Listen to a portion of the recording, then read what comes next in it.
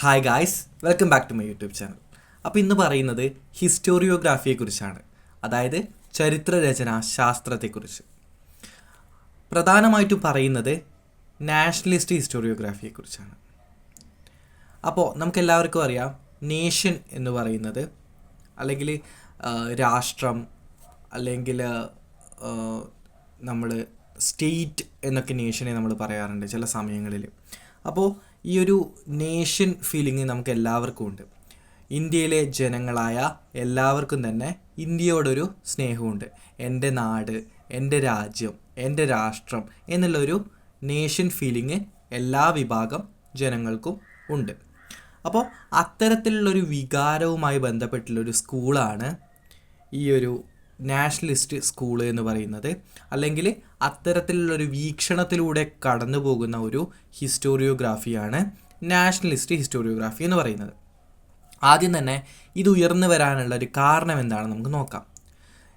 ഈ ചരിത്രരചനാ ശാസ്ത്രം എന്ന് പറയുന്നത് നമ്മൾ ഏത് പേഴ്സ്പെക്റ്റീവിലാണ് ചരിത്രത്തെ രചിക്കാൻ വേണ്ടിയിട്ട് ശ്രമിക്കുന്നത്, അല്ലെങ്കിൽ നമ്മൾ ചരിത്രം രചിക്കുന്നതിന് ഏത് പേഴ്സ്പെക്റ്റീവാണ് നോക്കുന്നത്. പ്രധാനമായിട്ട് നമുക്കറിയാം കൊളോണിയൽ ഹിസ്റ്റോറിയോഗ്രാഫി ഉണ്ടല്ലേ, അതുപോലെ നാഷണലിസ്റ്റ് ഹിസ്റ്റോറിയോഗ്രാഫി ഉണ്ട്, ചർച്ച് ഹിസ്റ്റോറിയോഗ്രാഫി ഉണ്ട്, അതുപോലെ ഇപ്പം പുതിയ കാലഘട്ടത്തിൽ സബാൾട്ടൻ ഹിസ്റ്റോറിയോഗ്രാഫി ഉണ്ട്, അനൽ സ്കൂൾസ് ഉണ്ട്. അപ്പോൾ ഇങ്ങനെ ഒട്ടനവധി ഉണ്ട് നമുക്ക് അറിയാം. അപ്പോൾ അതിനെക്കുറിച്ച് നമുക്ക് ഡീറ്റെയിൽ ആയിട്ട് നോക്കാം. അപ്പോൾ ഈ ഒരു നാഷണലിസ്റ്റ് ഹിസ്റ്റോറിയോഗ്രാഫി ഉയർന്നു വരാനുള്ള കാരണം ഞാൻ ആദ്യം തന്നെ ഒന്ന് പറഞ്ഞു. നമുക്ക് നാഷൻ ഫീലിംഗ് ഉണ്ട്. അതിനെ മറ്റൊരാൾ വന്നിട്ട് ബ്രേക്ക് ചെയ്യാൻ നോക്കുമ്പോൾ നമ്മൾ എന്തായാലും എന്ത് ചെയ്യില്ല, സമ്മതിക്കില്ല. അപ്പോൾ അങ്ങനെയുള്ളൊരു സിറ്റുവേഷനിലാണ് ഈ നാഷണലിസ്റ്റ് ഹിസ്റ്റോറിയോഗ്രാഫി ഉയർന്നു വരുന്നത്. നമുക്കറിയാം, ഇന്ത്യയിൽ കൊളോണിയൽ ഹിസ്റ്റോറിയോഗ്രാഫിയാണ് ആദ്യമായിട്ട് ഉണ്ടായിട്ടുള്ളത്. അല്ലെങ്കിൽ കൊളോണിയൽ പവേഴ്സാണ് അല്ലെങ്കിൽ കൊളോണിയൽ ഹിസ്റ്റോറിയൻസാണ് ആദ്യമായിട്ട് ഇന്ത്യയെക്കുറിച്ച് എഴുതുവാൻ വേണ്ടിയിട്ട് തയ്യാറാവുന്നത്, അല്ലെങ്കിൽ ഇന്ത്യൻ ചരിത്രത്തെക്കുറിച്ച് എഴുതുവാൻ വേണ്ടിയിട്ട് തയ്യാറാവുന്നത്. സ്വാഭാവികമായിട്ടും അവർ ഏത് പേഴ്സ്പെക്റ്റീവിലായിരിക്കും, അവരുടേതായിട്ടുള്ള കൊളോണിയൽ പേഴ്സ്പെക്റ്റീവിലായിരിക്കും നമ്മുടെ ചരിത്രം എഴുതുന്നത്. സ്വാഭാവികമായിട്ട് ഇന്ത്യയിലും അതേ ഒരു രീതി തന്നെയാണ് ഉണ്ടായിരുന്നത്. അവരുടെ കാര്യങ്ങൾ മഹത്വവൽക്കരിച്ചു. അല്ലെങ്കിൽ ബ്രിട്ടീഷുകാർ വന്നതിന് ശേഷമാണ് ഇന്ത്യയിൽ ഡെവലപ്മെൻറ്റ്സ് ഉണ്ടായത്, അതിനു മുമ്പ് ഇവർ കൾച്ചറില്ലാത്ത ബാർബേറിയൻസ് ആയിരുന്നു എന്നൊക്കെ പറഞ്ഞിട്ട്. ഓക്കെ, അപ്പോൾ അങ്ങനെയുള്ള ഒരു സിറ്റുവേഷനിലാണ് നമ്മുടെ ഒരു ഇന്ത്യക്കാരായിട്ടുള്ള ഒരു വിഭാഗം ഈ ഒരു നാഷണലിസ്റ്റ് ഹിസ്റ്റോറിയോഗ്രാഫിയിലേക്ക് കടക്കുന്നത്. അല്ലെങ്കിൽ ഇന്ത്യക്കാരായിട്ടുള്ള ജനങ്ങൾ അവരുടെ ചരിത്രം എഴുതാൻ വേണ്ടി തുടങ്ങുന്നു, സ്വന്തമായി അവരുടെ ചരിത്രം എഴുതാൻ വേണ്ടി തുടങ്ങുന്നു. അങ്ങനെ എഴുതിയാൽ എന്താ, അതിൽ നമുക്ക് നമ്മുടെ നേഷൻ ഫീലിംഗ് ഉണ്ടാവും.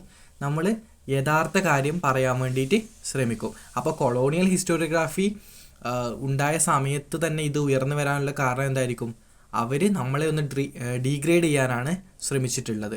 അപ്പോൾ ആ ഒരു സമയത്താണ് ഏത് ഉയർന്നു വന്നിട്ടുള്ളത്, ഈ ഒരു നാഷണലിസ്റ്റ് ഹിസ്റ്റോറിയോഗ്രാഫി ഉയർന്നു വന്നിട്ടുള്ളത്.